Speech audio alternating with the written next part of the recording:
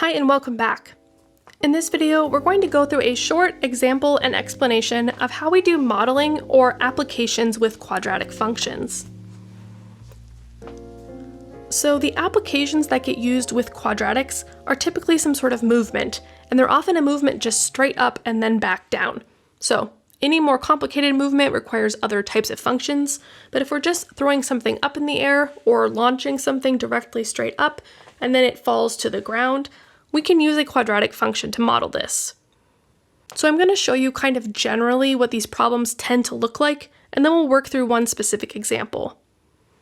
So we often have our graph of our parabola looking something like this in these application problems.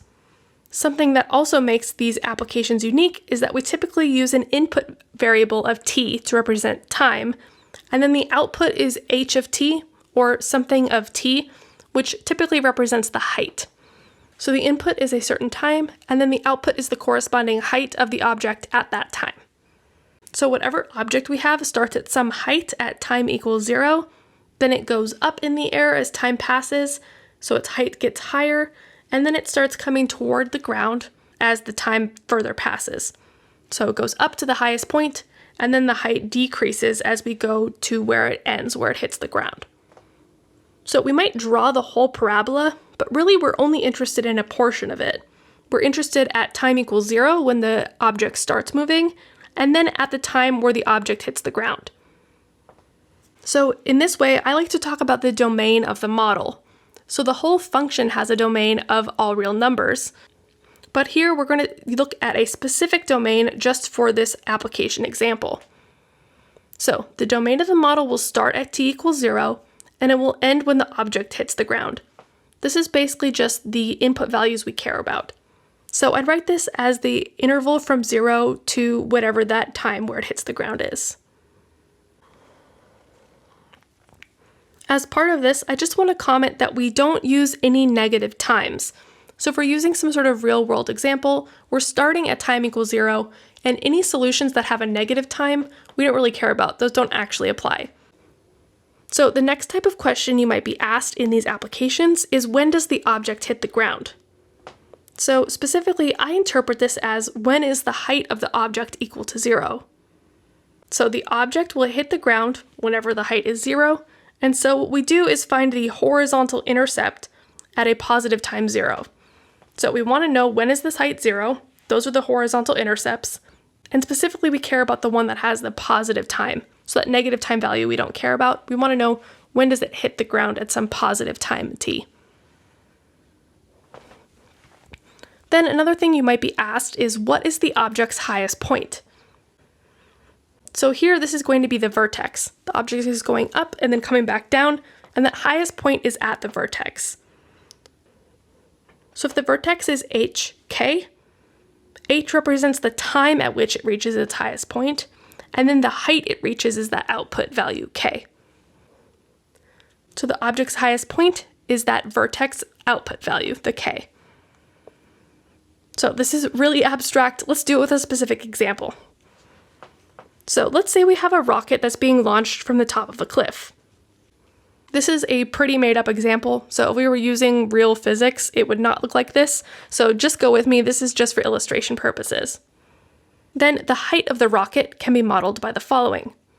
Let's say we have h of t equals negative 13t squared plus 52t plus 156. So this is a parabola or a quadratic function written in standard form. Then I'm actually going to give us vertex and factored form as well, just to make this a little easier. So in vertex form, we have h of t equals negative 13 times t minus 2 quantity squared plus 208.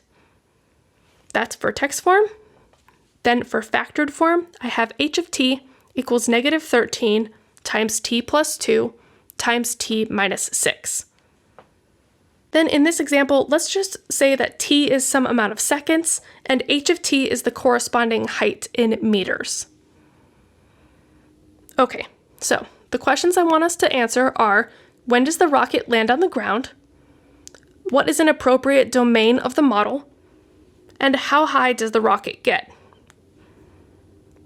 Okay, So let's start with when does the rocket land on the ground? When I read this, I see land on the ground, and I interpret that as having a height of 0. So I want to know, when does the rocket have no height anymore? It's at 0. So this would be where the output is equal to 0. That height, h of t, equals 0. And these are specifically the horizontal intercepts. So where the height is 0 is where it intersects that horizontal axis. So to help me out, I'm going to use factored form because factored form relates to the horizontal intercepts. So I take my factored form, I set it equal to 0, and I find those intercepts, or where that height is equal to 0. So h of t, my height, is equal to negative 13 t plus 2 times t minus 6. So this is my height. I'm going to set it equal to 0. So to do this, I know that one of these terms must be equal to 0 if they all multiply to 0. So I have negative 13 equals 0, which isn't true. Then I have t plus 2 equals 0, and t minus 6 equals 0. From this, I get the solutions t equals negative 2, and t equals 6. So t equals negative 2 is a negative time, so that would be like negative 2 seconds. That doesn't mean anything for us. We want to know when in a positive time does the rocket land on the ground. So we will say that at t equals 6 seconds is when the rocket lands on the ground. Okay, now we talk about the domain of the model.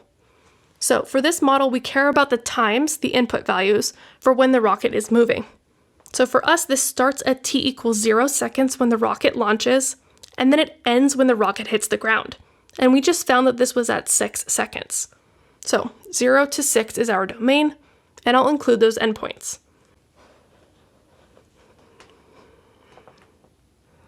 All right, lastly, let's answer, how high does the rocket get?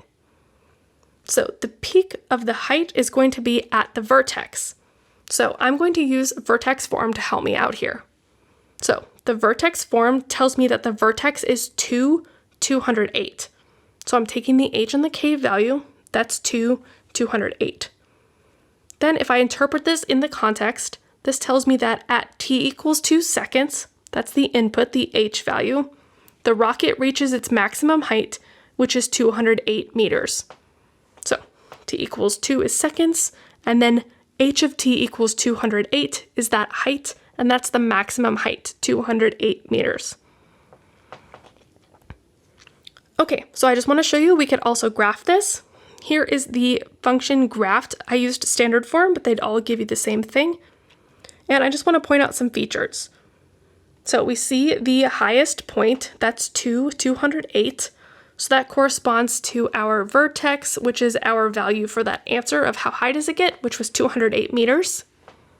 Then I see the horizontal intercepts. They're at -2 and 6, and we used that positive 6 value as when the rocket hits the ground. So you could also just graph these if you have a formula and use that to help you get the answers.